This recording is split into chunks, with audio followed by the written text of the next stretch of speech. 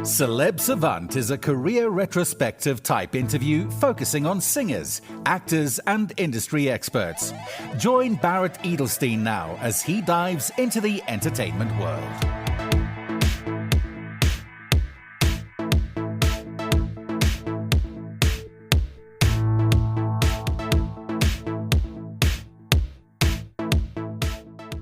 Whigfield is the name of a lady with Danish origins who made a mark in the history of pop dance music by selling millions worldwide.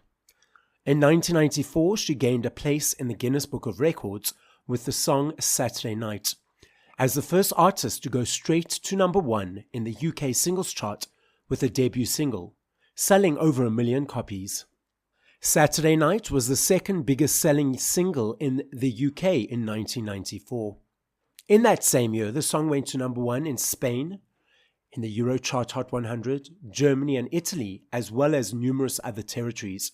The song went platinum in Germany and UK, gold in Canada and Scandinavia.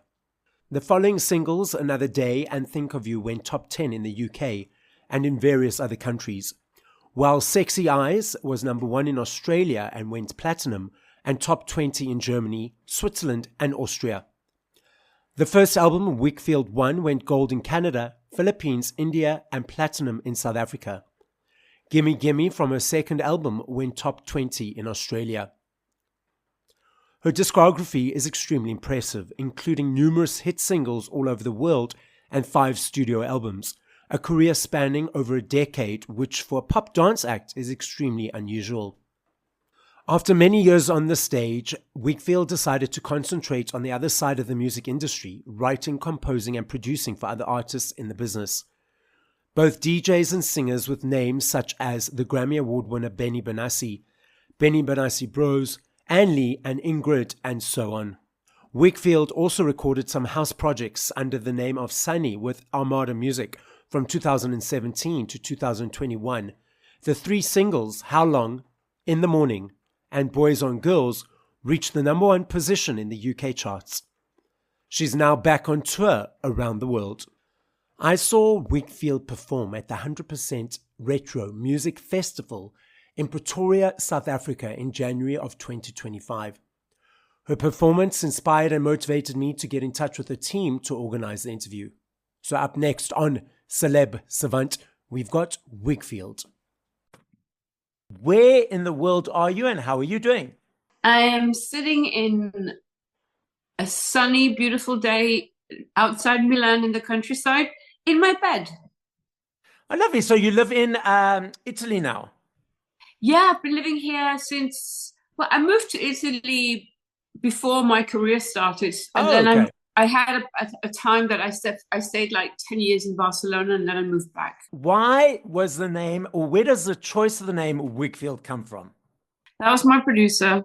Okay. So we had a meeting and, things was like not really moving, but kind of like I was getting small things, small gigs and stuff. And I said, what about, something silly, something people can remember? And then, we're just talking about names and stuff. And I've been doing music school ever since I was quite small, actually, when I lived in Africa and Denmark and stuff. So I had this teacher and her last name was Whigfield. And he said, well, that sounds amazing. Oh, wow. That's such an interesting story. I love that. You said you've been in music school and entertainment school since you were a child. So obviously the bug was caught as a young person. How did that transition of being in the musical school and being educated in that way transition to become a professional? It came from, I'm from a very, I have a very musical background. Like everybody in my family plays an instrument. My grandfather was, he built violins. He actually built me a violin when I was 4. Oh, wow. And a piano teacher. And I've always had music, apart from music, always in the radio. So I think it was kind of like within me. And I was a melodist ever since I was a child. I became a producer when I was 10, listen.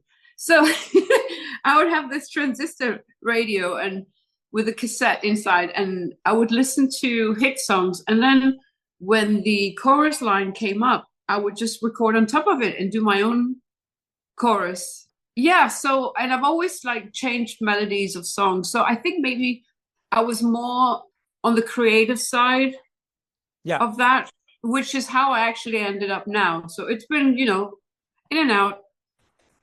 Okay, so you said that you had a few gigs and things were happening slowly, and then you took on the name Whigfield. How long after taking that name did things start to catapult? People think it was like an overnight sensation, which is so not true. We did the brand in 92, and so that tells you how long it actually took. I was lucky enough to have this a Spanish DJ called Fernandisco. He was playing every Saturday night at this Spanish radio called Los 40 Principales, which is still one of the big radios in Spain. And he had a show called World Dance Music, and he would play Saturday night every single Saturday night.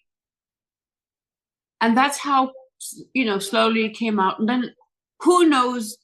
I have no clue who did the dance. Okay. Nobody knows. But every time that song came on, people would do the dance in clubs everywhere. So it moved on and went to number one, 11 or 14, no, yeah, 14 weeks in Spain. But it's like I was doing a lot of radio, I did a lot of club gigs, but I was still like it wasn't like, what? It was still like, how do I do this? How do I deal with this? How do I, because there's a lot of stuff going on that people don't actually know with one thing is the preparation or songwriting or doing other stuff. And then you have to also be promoting, you have to do photos, you have to do stage, whatever. And it's like from one second to the other, you just wake up, Yes. We don't know a lot of this stuff. So, and you also referenced that you weren't sure about a lot of the things. So what was the thing that surprised you the most that you didn't realize was part of the process? My music preference growing up, I'm not going to say it was very melodic, because I would listen to what my parents would listen to, like, ABBA, Boney M, stuff like that. Yeah. But when I got into my late 20 years old, I was listening a lot to music from America, Luther Vandross and stuff like that. So when Larry showed me his different projects, because he'd been doing like other artists, it was very Euro dancey. And I didn't feel like I was very Euro, like it wasn't really. So like Saturday night for me was very, very far away from what I thought. But when I saw what it did to people, because you have to remember, a lot of people bought the song, liked the song. I had a lot of haters too. I'm so happy there were no internet in those days, because all the haters were 50-50 with the lovers. Yeah. So how did you deal with that? I would drink. Okay. When you're older, you kind of deal with those things in a different way. You just kind of like brush it off. But when you're young, you seek everybody's approval. Yes. Yeah. It's a very dangerous place to be. You need a lot of support for that. But I had 160 different labels when everything just exploded. Like I had independent labels around the world. So it was very messy. It was photo shoots for different things, promoting 3 different singles in 3 parts of the world at the same time. So it was a bit, I didn't feel like, I think I would have preferred to be in a group, like the Spice Girls. I love me a CD. I still budget for my CDs every month. I love the journey of the choice, the unpacking. For me, it's an energy exchange to you guys for the hard work that you do. I love the listening from song 1 to whatever number. I'm not sure if you're aware, you may or may not be, that physicals are on a massive comeback. Last year, the year before, there were 5.9 million vinyls sold in the UK, the biggest since 1990. I know. Last year, also in the UK, there's a basket of products they gauge for exchange purposes for some other tax reasons. And because of the upsurge on CDs again, the CDs are back in the baskets. And now the research is showing that it's actually the teenagers, the younger kids that are diving into this world, and not the older nostalgic people. And then we have the streaming platforms that people consume music on. What are your observations of the landscape at the moment? Well, ever since the beginning, I wouldn't say it was like death of record sales or whatever it was, but listening to music on, for example, Spotify, it's kind of having sex without the orgasm. I love That's that. Yes. it's it's like everything now is so quick, in and Yeah. out. You don't get to the physical copy of anything. If you buy a book, if you sit and read it on Kindle, it's not the same thing as Yeah. when you have it and you can look at that book that you've read.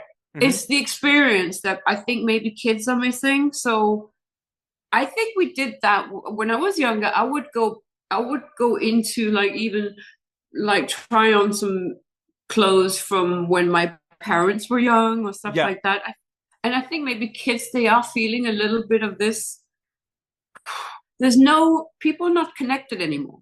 People might disagree with me. I don't believe social media is connection. It's No, not. no, no, no, no, no, no, no, no, no. I mean, I my social media. Of course, if I feel like posting something, I will. If I don't, for a while, I will not be posting. I'll be posting about concerts Yeah. in stories, or I will from gigs or whatever. But I'm not even like my personal Facebook. I don't give a shit about what my friends are doing because to sit all day and see everything's going great in everybody's lives, you Yes. know, and then you call them up, and they're actually depressed. Exactly. I'm totally on the same page with you. So what motivates you to keep getting up on stage and performing? Money. Okay. Listen, I mean, people can say, "Oh, because I love my art and this, and it's so amazing." Of course, it's amazing. It's not like you're going to work in a factory. You are actually having this amazing life where you just get to stand on stage and see all these amazing people that sometimes you have three generations of Mm, people within one crowd. And of course it's for money as well, because the money will I'm producing a new show, by the way, and I have some new music, and all these things. Unless you are with Warner Music and they give you a lot of money, then I've been producing myself for many years. I did a house music project and I got signed with Armada. I thought it was really cool, but he was like this, because you're literally like, if they have their number one artist, you are not even in the basement, you are within the ground. yes. You've referenced that you creating new music, you're producing things. So at what point did you think, okay, you want to just be behind the scenes for the moment? And then what was the point that you thought, okay, I want to go back in front of the scene?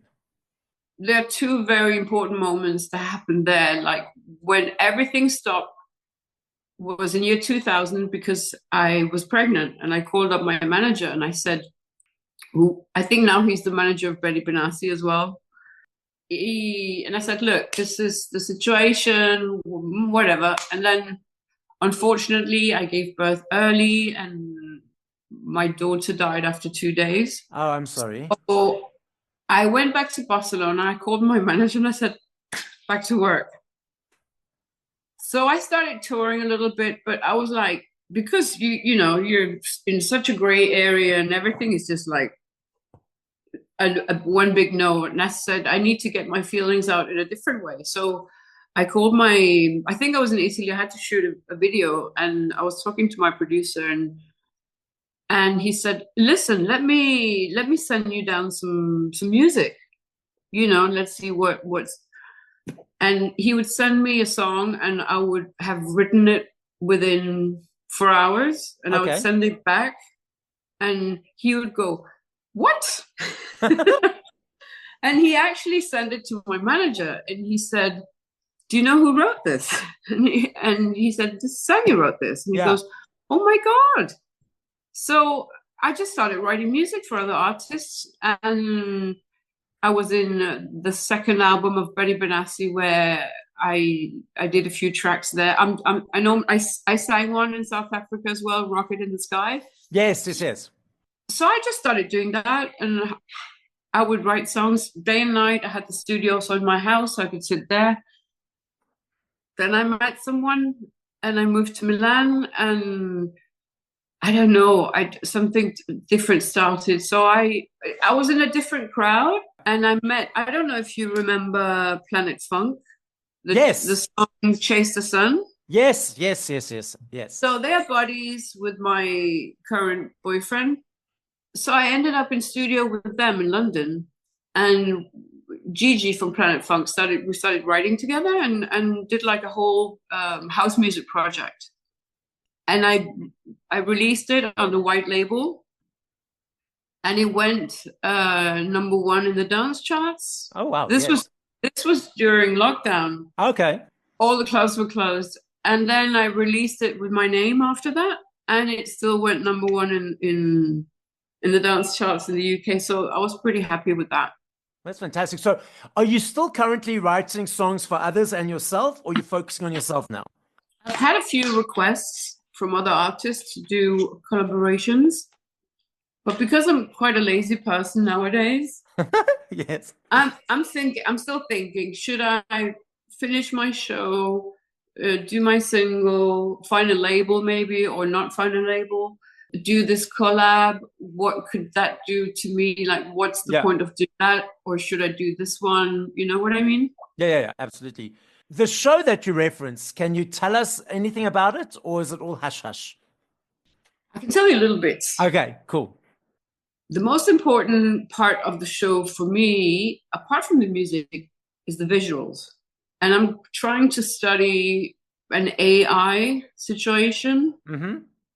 To get something really amazing together behind me, because I'm not the artist that brings dancers, because I think that's so 90s. Okay. Yes. Like, yeah, but you know, save the money for the organizers and the hotel and flights and food and everything, and just have me, but something crazy going on in the back. But I'm still figuring out the costs. Okay. So for the listeners, I saw Whigfield in January of this year, 2025, at 100% Retro. Why do you feel that there's this nostalgia, especially, even with the younger people, not only the people that lived through it, but the people who were born in the last 20 years, for the shows of the 80s and 90s, that they're loving it and going to it? What is that thing that's bringing them to this type of music from those decades? The only thing I can say is what comes to mind is when I was 6 years old, if my dad would say there's an ABBA concert, I wasn't born with ABBA. They were. Okay. Or Boney M or whatever it is. I would go with them and I would know all the songs. Now, like I did last summer, I did a festival in Scotland, and I looked out and I had this little boy, tiny boy, on the shoulders of his dad, and he was singing every single lyric to my song. I was like, what? Get out of here. And I think it's the same thing. It's about the melodies. And I think maybe, when you've heard, it's like when you watch an ad in television and it's just on and on and on. At the end of the day, you know the words to the song. Absolutely. And maybe they don't even like the music. They just remember the ad. But it's great party music. It's great get-together music. And it's music it's not pretentious. The lyrics are not difficult. Yeah. It's just, let's be silly, wear some silly clothes and have fun. Exactly. And in fact, I remember there was a young girl, I think she was about 7 or 8, standing next to me at the concert. The blonde one. Yes, exactly. Yes. She was standing right next to me, and you were holding the microphone. I was like, I was like, it was nice to see the different generations. I remember her. Yes. And now tell me, what do you enjoy about being on the lineup, like a festival, like 100% Retro, one of these things? What does that appeal for you? Some lineups are different, some shows are different. Like, I think maybe the lineup from January could have been bigger. That's my feeling. Yes. I felt it was strange that I performed in between 2 DJs, because normally I need to go on before the DJ But Sash was very kind. He said, "Don't worry, Sunny. I'm going to play down. I'm going to go down. I'm not going to go hard before you go I on." understand what you're saying. I understand what you're saying. Yes, the same yes. thing with the music in the show. It has to have like an up and a down, an up and a down. Yes. And the same thing with the show, with the artists you put together. It has to be like flowy. So Sash was very kind. Thank you, Sash. To just start playing down a little bit before I came, because you can't have like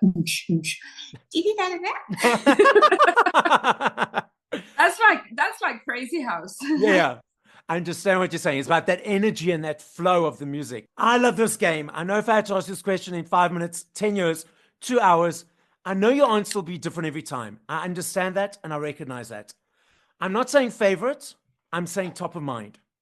If you had to push play to 5 songs once we finish this conversation, and if you can't think of specific songs, just 5 artists, who would those artists be? And if you can think of songs, what would the songs be? Planet Funk Chase the Sun is one of my best. And Planet Funk Inside All the People, because I love that track. Till the Morning After by Alexander O'Neill, because I used to listen to that when I was younger. TLC. Waterfall. Yes. And I never remember the song. Oh, Donnell Jones. What's it called? Anyway. Donnell Jones song. Yeah. We'll let the audience Google that one. That's fine. Yeah. The podcast is listened to throughout the world. As a final message, what would you like to say? Stop the fighting. Yeah. Okay. My message is to the younger generation, we didn't have phones or internet, all these things, but now that you have them, it's a luxury. I have them, but I use them. They have a purpose to me. I use it in the right way. If I can't sleep, I'll listen to a podcast about not sleeping. Yes.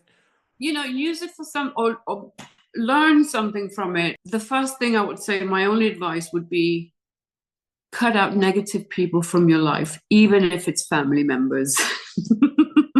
Oh, I totally agree with that. Like, keep nice people around you, always, and life would be so much easier. Thank you for listening to this episode of Celeb Savant. Please follow Barrett on TikTok, Instagram, YouTube, and Facebook at Celeb Savant. That's CelebSavant.